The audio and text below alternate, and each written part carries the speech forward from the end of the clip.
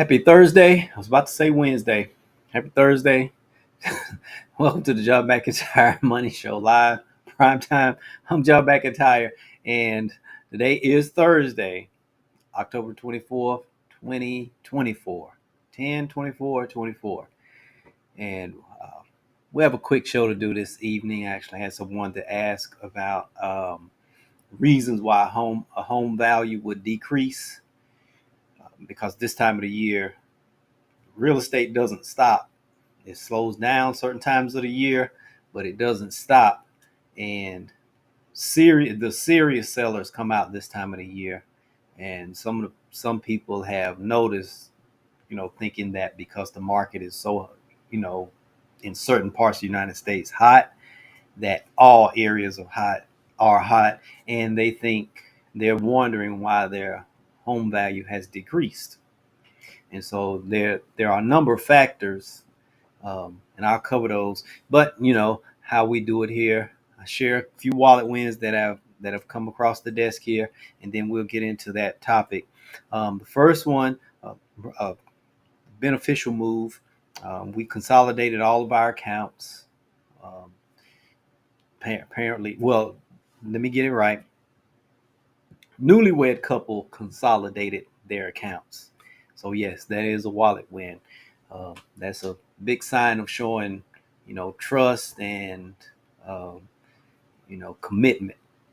Because in today's times, um, yes, we're not in the 50s or anything like that anymore, but there are people that still believe it the old way, and I lean that way myself. If you're going to be married, you want to, if you join, you're sharing all of these other areas of life.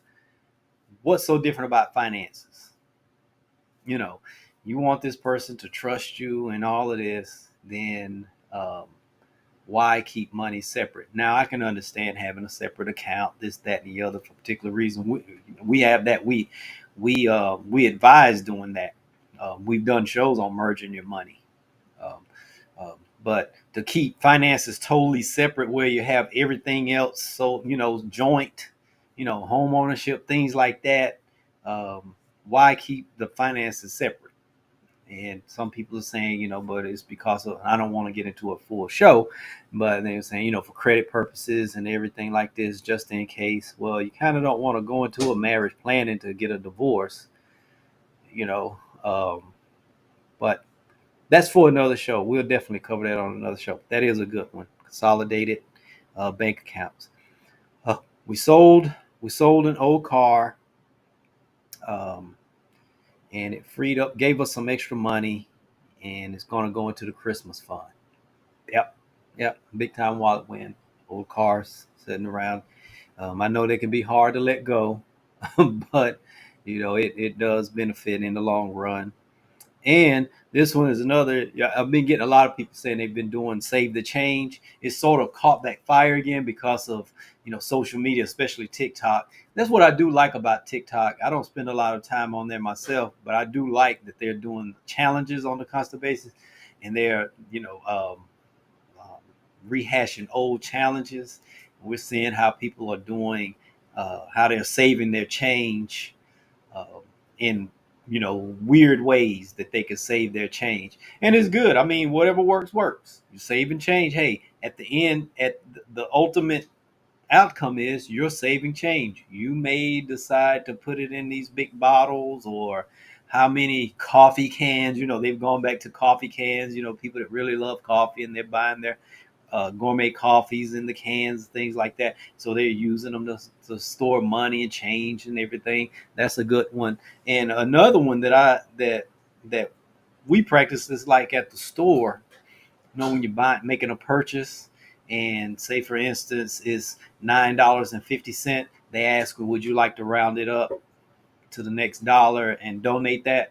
Um, that would be good. Like, okay, if it's 950, I'm going to round it up. So I'm going to go into my account and put 50 cents over here in a separate account, like maybe your child's first savings account or something like that. It could be anything, but that's a good way to do it. That adds up very quickly, because especially you today's time, people are using their cards. Mainly, that's their main way of making purchases and transactions, doing transactions is with their car. So probably would save a lot more money faster going that route. But there are the people out there that's going on a cash only basis, which is good. They're using the envelope system, and they take their cash out and they put it in envelopes, and then they take the change and they save it. Works. What works. So both are good ways, but and they both are wallet wins, whichever way you choose to do it. So there we go. 3 good wallet wins. All right, let's get into this actual topic, which is the reasons your home's value has decreased. um, like I was saying earlier, a lot of people this time of the year, there's a certain segment of the market, and these are the serious sellers that are planning to put their home on the market. Maybe they have to make a job move, or retirement, something like that. But they're first of the year, they're moving, uh, which is not a bad thing. And I'll go ahead and give one of the reasons why it's not a bad thing, because this time of the year, only serious buyers are out there, because it's such a busy time. Only people who are serious about buying a home would be out there looking at a home, because it is you have a ton more things to be doing. And so when you're out and when you see someone out looking at a house this time of the year, rest assured they are serious about buying. You don't have to wonder if they're like kicking tires or window shopping or looky loos, whatever they call them. They're serious. So it is a good time. I guess that's an idea for another show.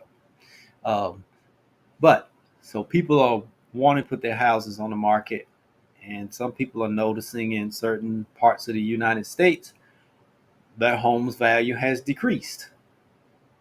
And so here's some of the reasons that could cause a house your home to decrease. The obvious one is just condition of the house. Maybe you just didn't keep it up compared to the other homes on the market in the area. Maybe you just didn't do that. That's like the obvious one. Uh, that's why I say before you put before you put your house on the market, especially this time of the year, because the buyers that are looking now, they're not looking to do fixer uppers. They're not looking for anything. When they move in, they want to move in as quickly as possible. They like to start the new year off in their new house, and they don't want to spend any time fixing up, doing anything like that. That's why builders uh, move inventory this time of the year much quicker. You know, so that's the obvious. Other ones, it could be you could have bad neighbors, uh, and it sounds funny, but a lot of times people are looking at a house, and they visit certain times of the day, which is the advice I always give. Okay, you've seen it most of the time. If you're looking at a house 11 o'clock in the morning, 11 noon, lunchtime, something like that, that's usually the most quiet time in a neighborhood. you know. So you're going to see the friendly people out walking their dogs, taking their, getting some vitamin D, things like that. So that's like the quiet time in the neighborhood. Okay, let's come back, drive through when you went out to dinner and you're on your way home, drive through the neighborhood and see how it's operating then. Once the sun goes down and it's 10 in the 10 at night, things like that or whatever, drive through at that time and stop by that house and just sit and listen. um, Maybe you didn't know that the neighbors have a couple of kids, and one of them likes to have their window up with the music blasting. Or maybe you didn't know that the neighbors, and maybe the real estate agent didn't know it either, but the neighbors is actually, the house is being rented to 3 college students. And so they might think it happens all the time. Or you didn't know that they had that many kids, and there's nothing wrong with the kids, but you didn't know that they were going to be that loud. You didn't know that all of the pets were going to be home at that time of the day. And so what I may be okay with, someone else may not like. It's a personal preference thing. Or it could be even much worse than that. You never know. Bad neighbors, And also they could be very quiet, but they just don't take care of their yard. They don't take care of their house. So no matter how good your house look, theirs, it doesn't really look as well as it should because your neighbor is not taking care of their yard and things like that. So you have to keep that in. Or there's constantly a crowd. There's a parade always going in and out, and they're parking, on your lawn and being disrespectful, things like that. That carries a lot of weight. A lot of people see some houses just not move, just not sell because of that. Right. Yeah. Um, the next one is neighborhood foreclosures. Neighborhood foreclosures, most of the time, the house is decreased in price, so it sells much less. That skews the numbers. And if it's enough foreclosures going on in the neighborhood, um, the banks, lenders, they become nervous, things like that. Who knows? And they only go by those numbers. Okay, this is it. They put in there, well, it was a foreclosure, this. Um, but that's the number. That's what we're going to lend. The loan to value ratios are skewed, and that's what they're going to lend, those percentages. Because the appraiser, they come out and they say, okay, these houses sold for this much, these houses sold for this much. It was a foreclosure, but based on this was the average selling price of the neighborhood. So the foreclosures, what is it? Messed up the grading curve. The grading curve was a little messed up, so that happens. The next one, it could be unwanted businesses nearby.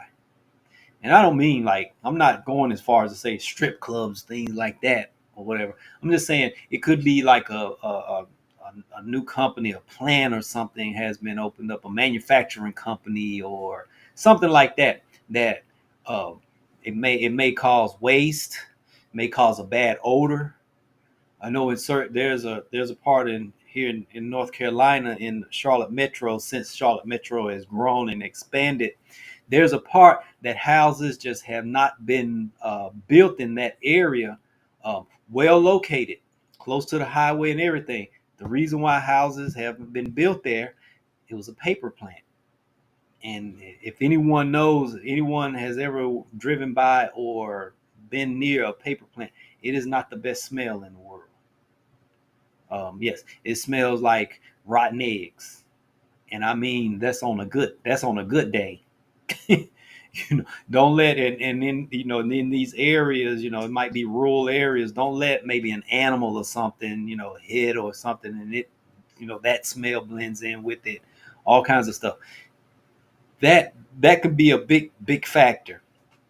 Um, Here also, we have one of the big major power companies, Duke Energy, uh, still north of Charlotte, Mecklenburg County. Uh, they had a coal ash spill into the river, affected the water. The area was growing so fast, and they got it under control. But there were some areas that would have been much more expensive had it not been for that coal ash spill, because the people were having to use they were either putting filters on everything, all of their speakers and on their refrigerator, or they were constantly buying water. Walmart was probably making all their profit off of water sales. They were selling water by the pallets on a daily basis, and they still are. But because it has been gotten under control, once it was under control, then the homes and everything, the values went back up, the home prices, and it was, you know, everything was fine. But that has happened a lot. With a lot of times with unwanted businesses, for instance, in our area, we have trains, and those trains are constantly rolling through. We lived downtown Charlotte for about 10 years, and when I first moved down, there was a train coming through, 5 6 times a day. When I first moved there, I'd moved from, rural area of North Carolina. I did hear the train, but it was not as close, so the whistles were faint, you know. But when I moved downtown, We had sirens, we had fire trucks, all of that, EMS, things like that, and the train coming through. First 2 weeks, I couldn't handle it. After 2 weeks, I was good. But there are some people they were like, I just cannot get used to it. Especially when they move out into the rural areas or growth areas, suburbs, things like that, where the trains um, they seem much louder, and so some people they're like the houses that are closest to the tracks, they sell for less. They cost less. Their value is more. So these unwanted businesses that are close by. Um, Another one is poor school ratings. Schools may have been good, something happened, ratings fall, and we all know that's one of the top criteria for a family or a growing family or a future family. We want to know how the schools are. Schools aren't that good. House values are going to suffer. So we have to, you have to take that into an account. Um, Local crime rate. You in growth areas may have been doing well. A lot of growth attracts the good as well as sometimes the bad.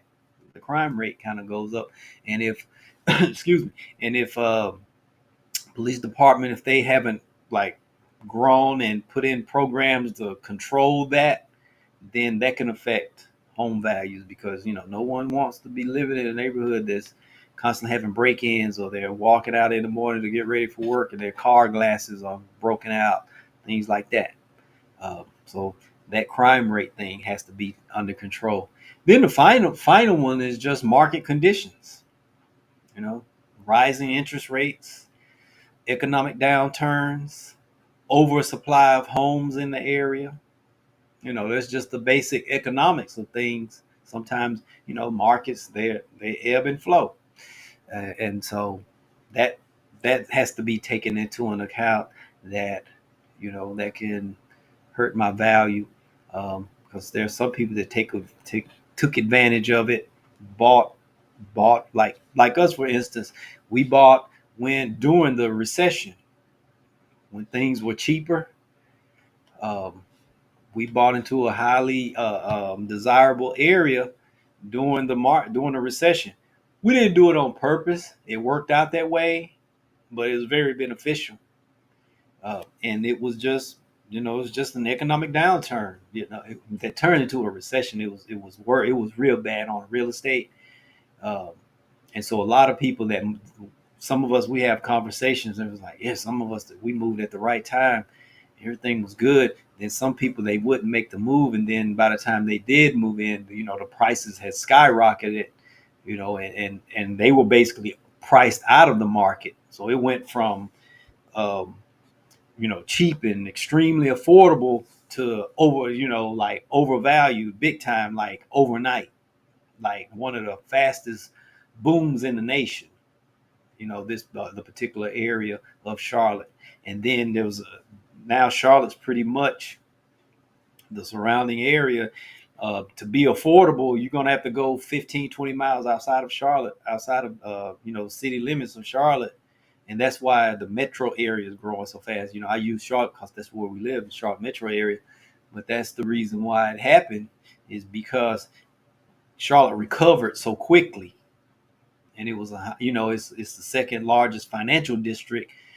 Jobs, all the different industries moving here, sports, nightlife, entertainment, whole nine yards is here. And so it it didn't even really go through a bad slump. It just leveled off for a little while, and then it like took off and boomed like big time. And so and then it's growing. I mean, the prices are not stopping the people from moving here. Still one of the faster growing areas in the United States. But those are the things that could cause house value to decrease. Um, which takes me to the question of the day, just a simple one: has your home's value fallen recently? And the reason why I asked the question, most people don't know what their house is valued right now. That's usually a good sign to make a call, maybe to a real estate agent, or go to one of the national real estate websites, see what things are selling for in the area. You just need a good idea. because you have taxes, things like that. So you need to know your value. Make sure you're not overpaying on taxes and stuff like that. Some people that did not, they don't know how much their home is valued. Then they say how much it's valued. They throw the for sale sign in the front yard. And they're like, oh, if I can get that, I'm gone, and that's their retirement fund. So that's why I'm asking the question: has your home's value fallen recently? Just so you would go to trigger you to go and check that out, see what's going on. So that being said, I hope that the information I gave was useful and helpful. And if it was, subscribe to the channel, like it, like it on Facebook, send in your wallet wins, your questions, your comments, emails, contact us. Maybe time for that financial checkup. Maybe time you may want to have some things looked at as far as your real estate goes. Give us a call. We'll connect you with the right people. So with that being said, I will see you tomorrow. Same time, same channel. Have a good evening.